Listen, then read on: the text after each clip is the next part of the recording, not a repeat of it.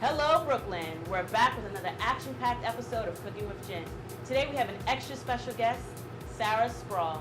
She's from Urban Sproule, which is based in Manhattan, and she's a salt monger. So today we're going to make some amazing dishes using her salts. On today's menu, we have cured cod poached with veggies. We have a fresh tomato Bloody Mary, and we're going to have pan-roasted apples with a salted caramel sauce. It's going to be such a delicious day, and I'm looking forward to it. So now I'm going to introduce you guys to my extra special guest, my new friend Sarah. Come on in. Welcome to the show. Thank you. Thank you for having me. We're going to go ahead and start with our first recipe, well, part of our first recipe. We're going to poach some cod that is local, right? Exactly. I actually got it from the fishermen that gather ocean water for me so that I can make the sea salt. Excellent. So American Pride Seafood. Excellent. Yeah. So you know what? Let's talk a little bit about your salt before we get started. Sure. So Sarah is a salt monger based in Manhattan, and she has amazing infused salts that she does right here in Manhattan on a rooftop greenhouse. So tell us a little bit about your salts. Yeah, so all the ingredients in the sea salt are completely local. The water comes 30 miles east of Montauk. I bring it to my rooftop greenhouse, filter and evaporate over the course of 3 to 4 weeks. And then in the last stages of evaporation, I actually infuse it with local ingredients. So I work with farmers within 150 miles of New York City. So we've got Oak Grove Plantation Thai chili salt, which is super spicy. You tried it Yes. over at the greenhouse. We have a farmer's herb sea salt that comes from 5 different farms, 5 different herbs, again, all from within 150 miles. The celery salt, which I'm really excited how we're going to use it today. I use celery leaves from S&SO Farm. And then we've got the virgin salt, which is just 100% pure Montauk ocean water, evaporated. Excellent. So, yeah. So all of these salts are very, very good. So I'm excited to use a little bit of all of them in some of our recipes today. So, like I said, we're going to start with our first recipe, which is poached cod, and we're going to make a quick, quick cure for the fish, and then we're going to let the fish sit in the refrigerator for about an hour. So this is Sarah's recipe. Yeah. So what do we have to do first? So yeah, this is a really cool method to be able to use the salts a little bit differently. People don't realize. So what we're going to do is take a spoonful of the virgin salt. Okay. And we're just going to mix it with equal parts sugar. I'll take a spoonful and a half. So this is a really casual recipe. There's no exact measurements. Okay. So we're just using your virgin salt. Exactly. And some sugar. Some equal sugar. parts. And then you're actually going to grate 1 lemon. 1 lemon. Okay. So this is a really cool method. It's a different way of using salt. It actually pulls out all the moisture from the cod and seasons it at the same time, firms up the flesh so that it's easier for poaching. It's not going to fall apart on you. So now we have the cure ready to go. So what do we do next? So now we can actually get our hands dirty. This is the fun part. So take a little bit of the salt and just spread it on the plate. Again, no measurements, just have fun with it. All right. That's how I like it. Exactly. All right, so then you grab a couple pieces of cod. Okay. And you're just going to lay it down on the bed of salt. I'll leave the rest of this for you.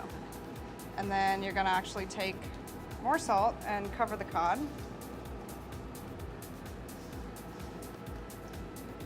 And I'm sure everyone's thinking this cod is going to be so salty, but it actually, with the equal parts sugar, it just balances out, again, brings out the moisture, firms up the cod, and seasons it at the same time. And so what we're going to do after this sits in the fridge for about 30 minutes to an Yeah, hour? 30 minutes to an hour. Since we have smaller fillets, we can probably do a half hour. Okay. And then we're actually just going to wash it off under cold running water, and then we can move on to the poaching process. Okay. Yeah. So what we're going to do is we're going to finish this up, and we're going to go ahead and actually start on our Bloody Marys because we just want to drink as we cook along for the rest of the time. So we're going to clean this up. We're going to put this in the fridge. We're going to take a break and make some Bloody Marys. When we're done with our Bloody Marys, we're going to come back to the cod, and we're going to poach it with some veggies and some wine. I started this adventure about 2 years ago. really as a hobby, and then I started just improving the quality of the sea salt. And we're actually the only sea salt company that gathers off the coast, and we gather 30 miles east of Montauk from local fishermen Charlie and Glenn at American Pride Seafood. They gather the water while they're fishing, and it's all EPA approved water, so wherever they're fishing for the best tuna, swordfish, that's where they're getting our water from. Okay. So we bring it back to the city, filter multiple times, and evaporate for about 3 to 4 weeks. Wow. So it's all powered by the sun and wind. So we're gonna go ahead and make our fresh tomato Bloody Marys, and we're very excited because now we're gonna be able to drink while we cook for the rest of the day. So what do we need for this recipe? We need some fresh tomatoes, shallot, and a jalapeno. We're gonna use some lemon. We're gonna use a little bit of vodka and some ice, and I think that's it, right? Yeah, that's a little it. bit of celery salt. Yeah, some celery and salt. some love. And love. All right, so let's get started. So what we can do is chop up some of these tomatoes, just roughly chop them, and then we'll throw them in the food processor. So we can just cut them in quarters and just throw them in there. Skin and all. This is a great brunch drink. Many people drink it for brunch. When do you usually drink Bloody Marys? Anytime. Anytime. Yeah, definitely. I've had them for breakfast, lunch, and dinner. With food, of course. And we're gonna use, you can use a jalapeno, you can use a chili, or you can use Tabasco sauce. What do you wanna do? We have some Tabasco here. We do. You wanna keep it fresh? I think we should keep it fresh. All right, we're yeah, gonna keep why it not? fresh. All right, so I'm just gonna cut a small piece, and normally you should wear some gloves when you're chopping peppers, because you just don't wanna burn yourself. I'm not gonna put the whole thing in there, I'm gonna put the seeds and all. Sounds good. All right, nice and spicy Bloody Mary. And then we're gonna chop up this shallot so we can get the skin off of that. Perfect. And a lot of people buy the Bloody Mary mix, but this is so easy. Yes, you know, this is why so wouldn't you make easy, it yourself? quick and simple. So what we're gonna do is we're gonna blend all this together. We're gonna put it on some ice, and then you can put it in the refrigerator for about an hour, just so that all the flavors can come together. And then you go ahead and pour it in your glass with a little bit with a shot of vodka or gin. You can even chill it overnight. Yeah, you can chill it Yeah. overnight. You can actually Make it the leave it night in before. up to 2 days. Yeah, exactly. Bit of pepper in there. Perfect. Pinch of black pepper, freshly ground pepper. We're gonna do a little bit of herbs, basil. Basil, yes. Basil Let's would do be it, why good. not? It's another one of those recipes that you can just kind of throw things in there Exactly. to taste. There we go. That should be good. This is gonna be delicious. Yeah, I can't wait. And we're going to juice 1 lemon. Very quick way to loosen up the juices in your lemon is you can just roll it on your tabletop surface or your cutting board, just to loosen it up. Go ahead and just squeeze some right in there, sure. I'm cupping my hands like this so I can catch the seeds so they don't drop in our delicious drink here. And I'm going to do 1 whole lemon. We're gonna salt the rims. We're gonna take a little bit of the lemon juice. We're gonna wrap it around, we're gonna rub it around the top of our glasses, and then we're gonna stick it in Sarah's celery salt. Yes, exactly. Then we're gonna pour our delicious Bloody Mary into the glass. So Sarah and I just finished up the Bloody Mary, our fresh tomato, organic Bloody Mary, no artificial ingredients whatsoever. None. Yeah, it's great. So what did we put in there again? So we put fresh vine ripe tomatoes, half a jalapeno, depending on how spicy you want it. Some lemon, Yep. salt around the rim, And basil. basil, and we put in an onion. Not an onion. Shallot. Shallot. Yeah. We put in the shallot. The vodka's already getting to me, guys. Sorry. And then a shot of vodka, and then we salted the rims with your celery salt. Yeah, exactly. Yeah. So now we're gonna go ahead and take some time to drink through our glass. Exactly. With the crew. Wayne's camera's shaking a little bit. He just finished his glass and now he can't even focus. But we'll go ahead and finish this and we'll move on to finishing up our fish. Exactly. Okay. Cheers. Cheers.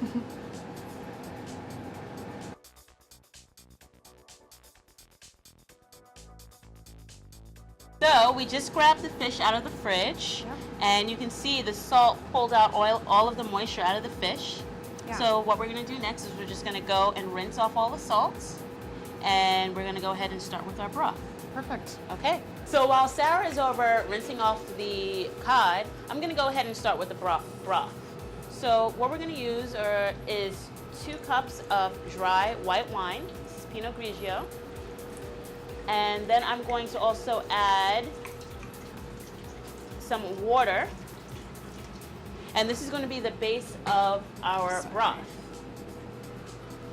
We are going to add some vegetables, some herbs, and a little bit of salt.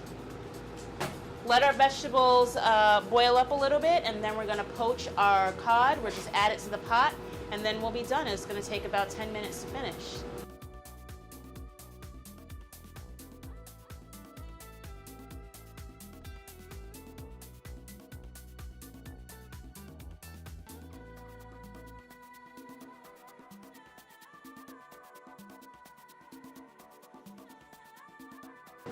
So we're going to go ahead and finish up our poached cod. In this pot here we have some Pinot Grigio and some water with some potatoes, fingerling potatoes, and some sliced carrots. We're bringing that to a boil. While that's boiling, we're going to chop up some herbs. We're going to add some red onion, garlic, and some thinly sliced lemons. Okay? So Perfect. while we give that a little time, let's chat more and learn more about you and your salt. Definitely. So one question that you got earlier from one of our crew was, you know, first of all, what are the differences between your salt, table salt, and kosher salt? Yeah, okay, so as I was telling you before, there are basically 3 ways of getting salt. You can mine it, and then there are 2 ways of getting it from the ocean. You can either boil it or you can solar evaporate. The way I choose to make my salt is solar evaporate, which means that I can keep more of the nutrients intact. A lot of salts also across the board use something called anti-caking agents, which naturally salt wants to absorb moisture. So how I've mitigated that is I actually dry my salt on solar clay trays. So the clay trays are actually unglazed. They pull the extra moisture out, so it's naturally dried. Oh, okay. So wow. we're also the only company I was telling you that goes offshore for our salt water. We actually have fishermen gather 30 miles east of Montauk in EPA-approved waters, and we gather the water from there and then take it back to the greenhouse and evaporate. So a lot of the salt companies in the world, actually every other company, gathers their water from the beaches. So what I want to do is take the only ingredient and get it from a better location. You know, Wow. You wouldn't eat fish from the beach, so I actually wouldn't eat salt from the beach. I want to take it from a place where, if you're going to eat this cod, then I want to take the ocean water where it lives in and make salt from that. It just makes sense. Wow, that's So, amazing. yeah. And how many people are doing this? No one else in the world is actually taking ocean water from that far up the coast. Everyone else is pumping water from the beaches. And if you've ever gone to the beach in the summer, I'm sure we all know it's fun to be there, but I definitely would not take a cup of the water and drink it. Definitely not. So that's our goal, is just to take a better ingredient and make a better product. Wow, and this is So- certainly an amazing product. Yeah, thank you so much. And you have great infusions here. And I know that you're working on some extra special ones for the future. Extra special ones. We talked about a cheese one today, Yes. which is awesome. I've kind of been tinkering around with that. Also a 48-hour smoked salt. Ooh. So I found this really great company. It was with a chef that I was working with from Monument Lane in the city. And he smokes a lot of his bacon with these wood chips that are only from fallen trees from Pennsylvania, New York, and New Jersey. So Wow. there's like even a story with the wood chips that we use to smoke the salt. It's so great. Sustainable food, sustainable Exactly. living are very important, I think, right now, especially in the urban communities, just to teach people, you know, more about where our food comes from and the importance of it, and telling great stories. Exactly. You know, and not letting anything go to waste. Fallen trees, that's great. Instead of Right. knocking down trees, or just using the recycling, Yep. which is amazing. Exactly. So I know a lot of people are going to look at this table and see all of this salt and think, this is so bad. Why? I was always taught that salt's not good for you. And think that So- we're very thirsty, which is why we have this pitcher of Yeah, water here. exactly, which is empty now. Exactly. So what do you think about that? People think that too much salt is not good for you, or salt period is not good for you. So what do you say to that when people mention that to Well, you? I know like most of us watching and both of us lived through the 90s where it was like, don't eat eggs, you know, eggs are high in cholesterol, which I think everything in moderation. Moderation Yeah. is best, and that goes for salt as well. So if you're eating packaged foods, then yes, don't, you know, cut back on your salt, and cutting back on packaged foods is going to take care of that. Yes. But if you're eating, you know, well-sourced food like cod or like grass-fed beef, really I'm talking about your farmer's market, get food that you know where it comes from. And the salt, it's just another ingredient to look at more further. Where is it coming from? Who's handled it? How do they make it? So the good thing about this salt is that since we get it from the Atlantic Ocean, it's one of the saltiest oceans in the world. So you can actually use less of this than your regular table salt or other sea salts that might be out there. And usually they say with sea salt, this is something that you kind of add toward the end of your cooking, and kosher salt is something that you add in the beginning of cooking. So how I use the salt, I haven't used any other salt in 2 years. So it's just like laying around my house, and I play with it every day. It hurts when I add the virgin salt to a pot of pasta, but I have no reason to go out and buy different salt. I bake with it, I garnish with it, I cook with it. Goes in stocks, pasta waters, like I said. So it's very versatile. Excellent. Yeah. Well, let's go ahead and start adding to this pot here. So we've got our fingerling potatoes, we've got some carrots. I'm going to add some thinly sliced onions. And I'm going to go ahead and add just some roughly chopped garlic to add a little flavor. Put the parsley in here. Yeah. Just mix this up a little bit. And I'm going to also add some freshly cracked pepper to this broth. So again, this is a dry white wine and some water. It's a very simple broth. So what we're going to do now is we're going to cut the fish up a little bit, because it's a little too big to fit into the pot, and we want these to be nice little serving sizes. And we are going to now add them to the broth. And this only takes a few minutes to cook down. We want to wait until it gets nice and flaky. And then we'll go ahead and add our herbs and our lemons, and it'll be ready to go in the next 8 to 10 minutes. Perfect. Yeah. Such an easy recipe. Very easy. Okay. I'm going to grab this plate here and start placing them. And this cod is all caught off of Montauk. The same fishermen that gather the ocean water for me actually hooked me up with this cod. So I eat a lot more fish now than I used to. And what other fish does he catch? Let's see, he's got like squidding season that goes for a couple months. The squid is unbelievable. I grill it up. It takes 30 seconds on each side. Oh, wow. He also has sushi grade fluke and tuna, lobster, swordfish. Really anything that you're craving, he probably has. So. Now that you bring up, I want some lobster now. Yeah, I know. We're going to have to do an episode just all about lobster. Yeah. Because there's so many different ways of preparing it. Yeah. And people are scared of lobster, but we can talk about that later. Oh, totally. Okay, so I just added the cod to the pot. It's already cooking very quickly. Does not take that long. So I'm just going to give this a couple of minutes before we add the herbs, because we want to add the herbs toward the end so they don't turn brown and get wilty. We want to just add the nice little touch of flavor with the herbs at the end. So we're almost done. What we're going to do now is add the rest of the herbs and the sliced lemon to the pot. And just, give that a minute or so. We also need to add your salt. Yes, we do. So which salt are we adding to this one? I think we can do the chili salt maybe as a garnish at the end over the vegetables. Yeah, sounds good. Perfect. That way you can really get the spice in there. Yes, definitely. And I did forget to mention, all the salts are kosher except for the squid ink salt, which You have obviously squid ink salt? squid ink. It's black. Oh. I should have brought it. Yeah.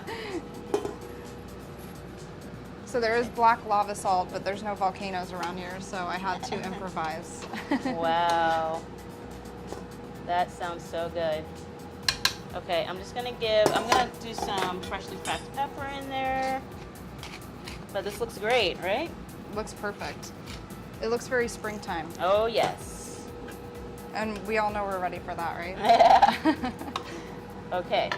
So let's go ahead and get our plates ready. Perfect. So all we're going to do is add some fresh greens. We've got some charred greens. We've got arugula and spinach here. We'll just take a little pile of it and put it on the center of our plate.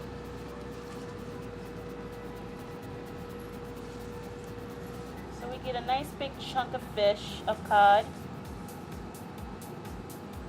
Beautiful. Yes. I love the way the onions look on that. Oh, yes. There we go. Let's get another big chunk for your plate. There we go. Perfect. And then get a spoonful of veggies to go with that. Exactly. So this dish is a perfect, I would say, a great brunch dish.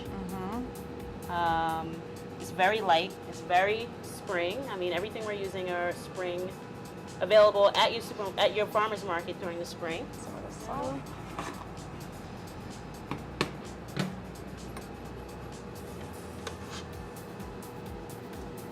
There we go. Oops. Okay. Go Yeah, ahead. you could also use different fish as well. You could use haddock, hake, which is also available locally. Here's our poached cod. So we cured the cod in some salt and sugar mix. We let it sit for about a half an hour in the fridge to pull out all of the liquids and also to flavor the meat and firm it up. And then we poached it in some water and Pinot Grigio with some onions, carrots, fingerling tomatoes, garlic, and we garnished it at the end with a little bit of basil, parsley, and thinly sliced lemons. Exactly. Very, very Very simple. light, very simple. And we sprinkled your Thai Chili salt Thai over chili the salt on vegetable. top. Okay, so we plated our dish, and we're gonna try it now. Exactly. Let's see. Can't wait to try this cod. It's perfect. Yeah, flavor is perfect, texture is perfect. It's a little bit more firm than if you would just throw the cod in with the water, because when you do that, it just absorbs more of the water. So if you draw it more and then, you know, soak up the flavor of the broth, so good. Okay, pop. Looks so good. Yeah, it's just so perfectly like flaky. It's just falling apart. And we didn't even put any of the salt on top of the fish. Right. Because Because it still has that flavor from the salt from curing it before. Exactly. So it wasn't necessary. It was delicious. And so easy. So easy. And perfect with our Bloody Marys.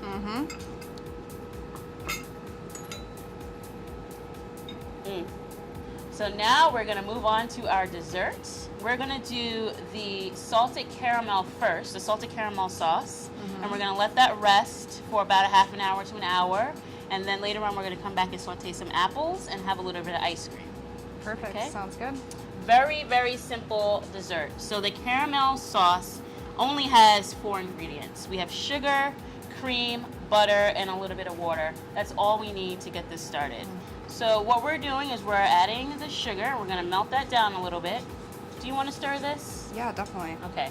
And I do want to say, first couple times I made caramel, I wish I had Bloody Marys because it can kind of be nerve-wracking. So I understand if some people are stressed out by caramel because it can definitely burns mess easily. it up. Yeah, Exactly. it can burn very easily. And also, when you get a lot of recipes, they're always asking you to use a candy thermometer, and I think that's what intimidates people. Yeah. This is a very simple recipe. All you have to do is just look at it, and you can see when it starts to brown and starts to come together. You don't need a thermometer or anything crazy. Just your pot, a rubber spatula, and your eyes. And your nose. Make sure it doesn't smell like it's burning. Okay, we're almost there. Do we need to add maybe a little bit of water? Yeah, I would say so. Yeah. Okay, so it's getting nice and golden. We want it to be a little brown. Woo! Woo, woo, woo. There we go, almost. Sugar's gonna seize up a little bit. Yeah. So once this is completely melted, we'll just take it off the heat and we'll slowly add in our butter and our cream. So we're at like a really nice, what, light golden color? Yeah. Yeah. If you take it too far, it'll continue to darken and cook, and then Yeah. can almost turn bitter at times. Yeah, it'll change the flavor, and we don't want it. We want to keep it nice and sweet. Mm-hmm. All right, so we're gonna go ahead and add a little butter. I'm gonna borrow your knife. I just wanna break it up a little bit into little pats. And I am going to switch out spoons because it can kind of caramelize on the spoon. Start fresh. Okay, here we go. So now we're just adding a stick of butter.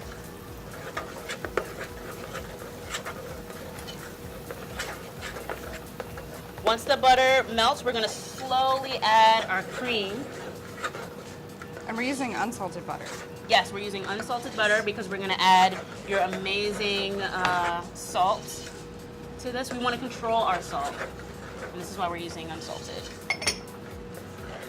And which salt are we using? What is the name We're of this going to be using herbs de Provence. So it's got about 5 different herbs in it, including lavender from Lavender by the Bay out in Long Island, a little bit of thyme, some basil, and parsley.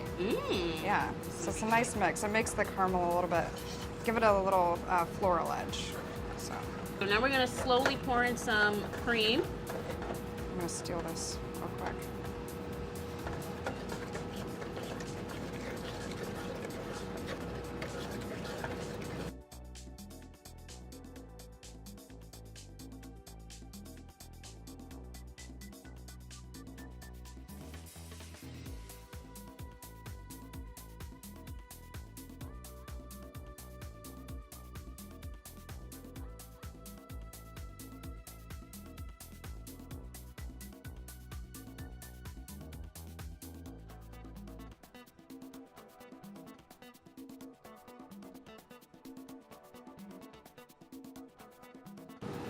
Oh boy. I love the little herbs over I'm the scared top. to touch this. I know, It's it's just so beautiful.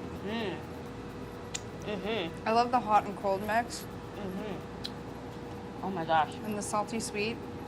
It's not too overpowering, the salt. Yeah, it's just perfect. It's a perfect balance. Thanks again for tuning in. Don't forget you can get all the recipes on www.JinsJourney.com. Follow us on Facebook, Twitter. Are you on Facebook and Twitter? I am on Facebook and Twitter. Okay, and yeah, go to our websites, check out our social media, and until next week, guys.